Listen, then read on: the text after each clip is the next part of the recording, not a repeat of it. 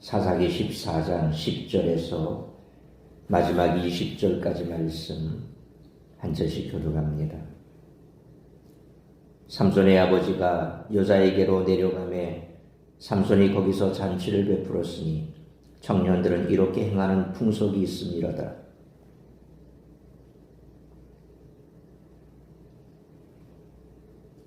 (14장 11절)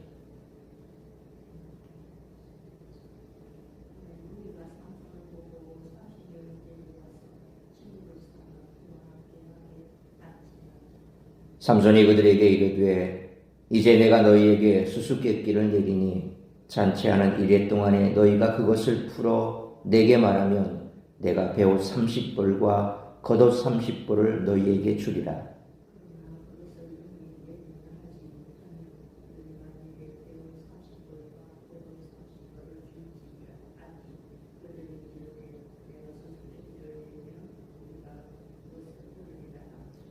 삼손이 그들에게 이르되 먹는 자에게서 먹는 것이 나오고 강한 자에게서 단 것이 나왔느니라 하니라.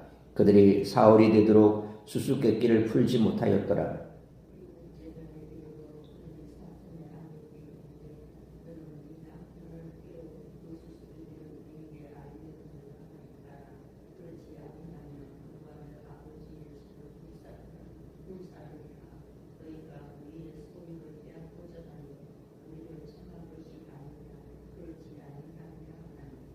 삼손의 아내가 그의 앞에서 울며 이르되 당신이 나를 미워할 뿐이요 사랑하지 아니하는도다. 우리 민족에게 수수께끼를 말하고 그 뜻을 내게 알려주지 아니하도다 하는지라. 삼손이 그에게 이르되 보라 내가 그것을 나의 부모에게도 알려주지 아니하였거든 어찌 그대에게 알게 하리요 하였으나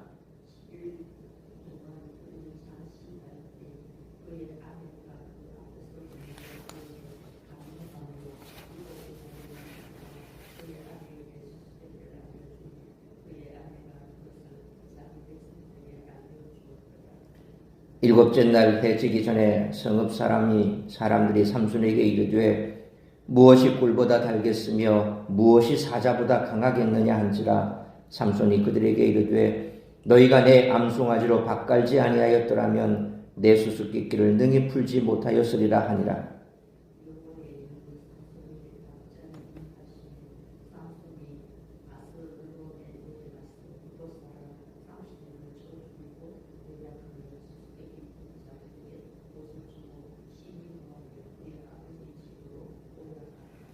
(20절) 같이 읽겠습니다. 삼손의 아내는 삼손의 친구였던 그의 친구에게 준 바 되었더라. 아멘. 오늘 본문의 사건은 삼손이 딥나에 내려가 블레셋의 관습에 따라 결혼식 피로연을 열었을 때 일어난 일입니다. 여기에는 삼손이 하나님의 영광을 위해 무엇을 했다든지 나시린으로서 이스라엘의 구원을 위해 블레셋을 쳤다든지 하는 진술은 전혀 찾아볼 수 없습니다. 단지 욕망에 이끌려 블레셋 여인과 결혼했다가 내기에 져서 분노한 그의 모습을 볼 수 있을 뿐입니다. 수수께끼 내기에서 진 삼손에게 여호와의 영이 임하셨습니다. 이것은 예기치 못한 상황이었습니다. 자신의 욕망에 따라 블레셋 여인을 아내로 맞이한 삼손을 통해 하나님이 블레셋을 치셨기 때문입니다. 삼손은 아스글론의 사람들을 30명이나 쳐 죽였습니다. 표면적으로는 수수께끼를 푼 자들에게 옷을 주기 위해서였지만 이면적으로는 하나님이 그를 통해 블레셋을 심판하신 것 사건입니다. 삼손은 분노를 표출하며 이런 일을 행했지만 하나님은 크신 계획 가운데 이 일을 사용하셨습니다. 그렇다고 해서 하나님이 우리의 잘못된 선택마저 구원의 계기로 사용하신다는 사실을 악용해서는 안 됩니다. 삼손은 회개하지 않고 죄악을 거듭하다가 비참한 최후를 맞이했습니다. 하나님은 타락한 일꾼을 통해서라도 당신의 뜻을 반드시 이루시지만 사명감을 잊어버리고 세상과 타협하며 방탕하게 산 당사자에게는 그 책임을 물으신다는 사실은 항상 잊지 말아야 할 줄 믿습니다. 나실인으로서 구별된 삶을 전혀 살지 않는 삼손은 이제 블레셋 여인과 결혼식을 치르고 있습니다. 그는 자신의 눈에 좋은 대로 행동하고 있습니다. 그러나 하나님은 이 같은 삼손의 행동을 통해 블레셋을 치십니다. 따라서 이와 같은 오늘 본문의 말씀을 통해 우리들이 깨달아야 할 것은 첫째로 10절로 14절 말씀처럼 성도는 세상과 구별되어 은혜로 살아가야 한다는 것입니다. 삼손은 10절 말씀처럼 블레셋 여인과 결혼하기 위해 부모를 딥나로 데려갔습니다. 그리고 그곳에서 잔치를 베풀었습니다. 블레셋 사람들은 11절 말씀처럼 삼손을 보고서 친구 30명을 더 초청했습니다. 여기서 친구를 삼았다라는 표현 때문에 블레셋 사람들이 삼손과 친목을 다지기 위해 노력했다라고 볼 여지도 있습니다. 그러나 그들의 진짜 목적은 삼손을 경계하는 것이었습니다. 이 모든 일의 배후에 계신 하나님은 그들의 이러한 계획을 사용하셔서 삼손과 블레셋이 원수가 되도록 만드셨습니다. 삼손은 자기가 원하는 대로 일이 진행된다고 생각했을지 모르지만 하나님은 그의 선택들을 통해 당신의 구원 계획을 이루어가고 계셨습니다. 삼손은 12절로 13절 말씀처럼 잔치를 즐기면서 블레셋 사람들에게 내기를 제안하며 수수께끼를 냈습니다. 14절 말씀처럼 먹는 자에게서 먹는 것이 나오고 강한 자에게서 단 것이 나왔다라는 수수께끼는 자신이 개인적으로 경험한 사건에서 나온 것이기에 아무도 알아맞힐 수가 없었습니다. 나실인 규례를 어겼던 그의 행실이 결국 혼인잔치에 갈등과 혼란을 가져왔습니다. 수수께끼를 들은 블레셋 사람들은 사흘이 지나도록 수수께끼를 풀지 못했습니다. 이처럼 하나님의 은혜로 구원받은 이스라엘과 하나님의 은혜와 상관없이 살아가는 블레셋 사이에는 긴장감과 적대감이 흐르고 있습니다.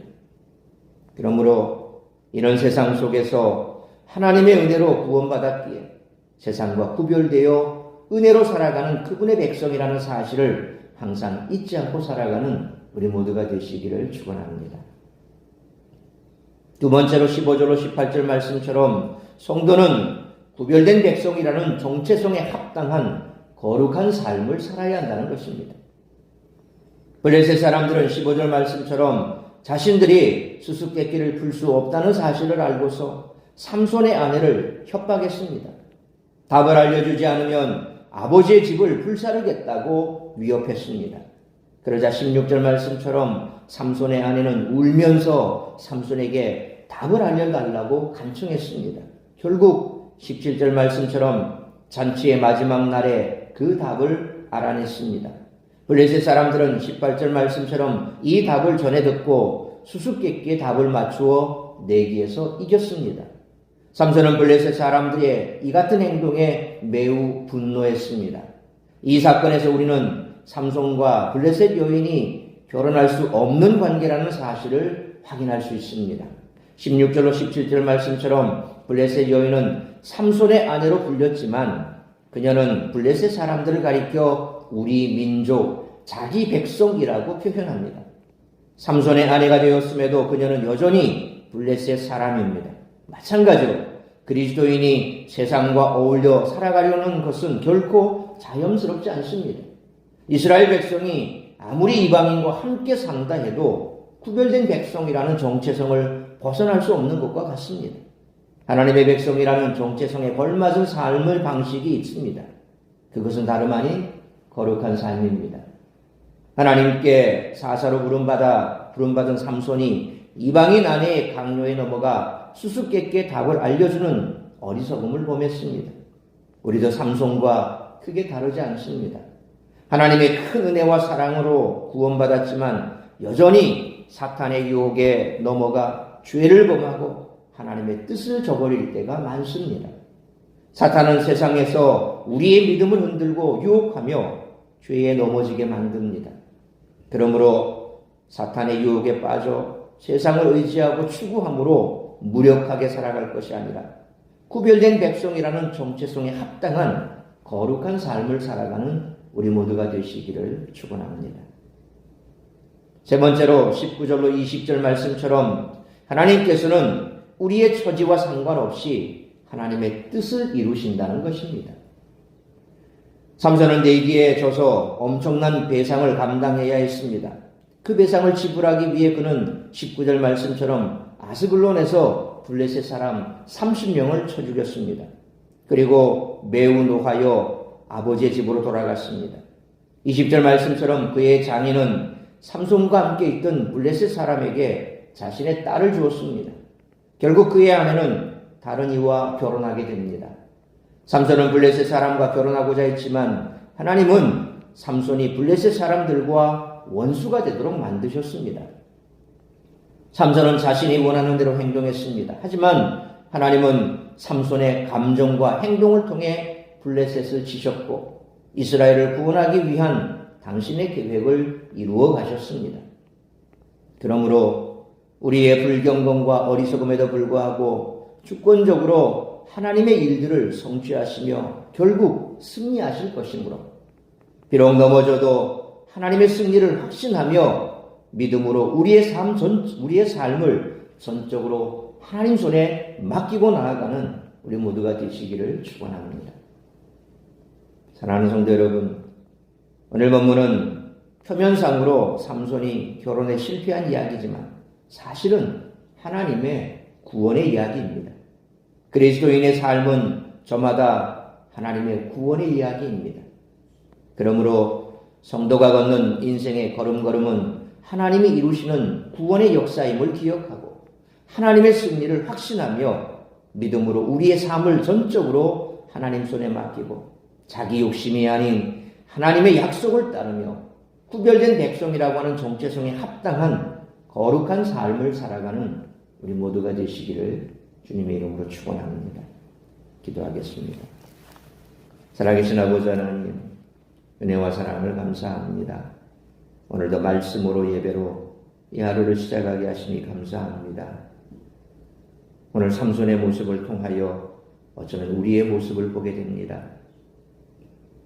우리는 항상 우리의 눈에 보기 좋은 대로 내 생각대로 그렇게 살아가는 것이 맞다고 생각하고 혹은 그렇게 우리의 생각대로 살아갈 때 때로 하나님의 생각이 내 생각인지 그것을 혼동할 때가 있습니다. 내 좋은 대로 내 생각에 기쁜 대로 하면 또 하나님께서 모든 것을 합력하여 선을 이루시니 어찌하든지 간에 좋게 될 것이다 라고 그렇게 위로합니다. 물론 하나님께서 우리의 삶을 들어 하나님의 뜻대로 이루어 가실 때 하나님께서 반드시 합력하여 선을 이루십니다. 그런데 우리가 잘못된 생각, 내 고집, 내 욕심, 내 정욕대로 그렇게 살아갈 때 모든 것이 합력하여 선을 이루니 아무런 상관이 없다고 그렇게 생각하지만 결국 우리가 잘못된 생각을 가지고 또 우리의 욕심과 정욕을 가지고 살아갈 때 그 여파 또한 우리도 감당해야 된다는 사실을 잊어서는 안 됩니다. 우리의 정체성을 우리가 제대로 알지 못하고 우리가 어떠한 존재인가를 우리가 깊이 깨닫지 못한다면 결국 우리의 삶도 큰 혼란에 휩싸이게 된다는 것입니다. 삼손처럼 하나님의 사사로 구별된 삶을 살아야 하지만 결단코 그런 삶을 살아내지 못한 그 삼손을 통해서도 하나님은 구원의 역사를 이루어 가시지만 결국 삼손은 비참한 최후를 맞이했다는 사실을 기억해야 합니다. 우리가 어떠한 존재인지 늘 기억하고 우리는 결단코 세상과 섞여 살 수 없는 존재이며 세상 속에서 구별된 삶을 살아가야 할 하나님의 백성이라는 사실을 늘 기억하고 살기를 원합니다. 그리함으로 하나님께서 나를 통하여 이루고자 하는 뜻이 무엇인지 그 뜻을 이루기 위해 우리의 삶을 헌신한다면 하나님께서는 우리를 통하여 영광 받으실 것이요 또한 우리는 하나님의 구원 역사에 귀하게 쓰임받는 일꾼이 될 것이고 그러한 삶이 바로 우리에게는 기쁨이요 행복이고 가치 있는 삶이며 하나님의 영광이 세상 가운데 드러나게 될 줄 믿습니다. 오늘도 그런 삶을 살아낼 수 있도록 세상 가운데 섞여 사는 삶이 아니라 세상과 구별된 삶을 살아가며 나를 통하여 하나님의 뜻이 세상 가운데 드러나 세상이 우리를 통하여 주께로 돌아오는 역사가 나타나는 복된 한날의 삶이 될 수 있기를 간절히 빌고 소망합니다. 특별히 육신의 연약함으로 또 육신의 질병으로 고통받는 우리 성도들 주님 치료하시고 회복시켜 주시고 강건함을 허락하여 주심으로 그들의 남은 생애가 육신의 질병으로 고통받는 삶이 아니라 주님의 영광을 위하여 헌신하는 삶이 될 수 있도록 크신 은총 베풀어 주시기를 간절히 빌고 소망하오며, 특별히 오늘 한파가 몰아닥쳐 기온이 많이 내려갔습니다. 우리 성도들 이 기온 때문에 어려움 당하지 아니하도록 강건하게 붙들어 주옵시고, 모든 주의 백성들이 오늘도 주님의 영광을 위하여 주께서 주신 이 귀한 한 날 하나님의 영광을 세상 가운데 드러내는 삶을 살아갈 수 있도록 크신 은혜 베풀어 주시기를 간절히 빌고 소원하오며, 이 모든 말씀 우리 주 예수 그리스도의 이름으로 기도하옵나이다. 아멘.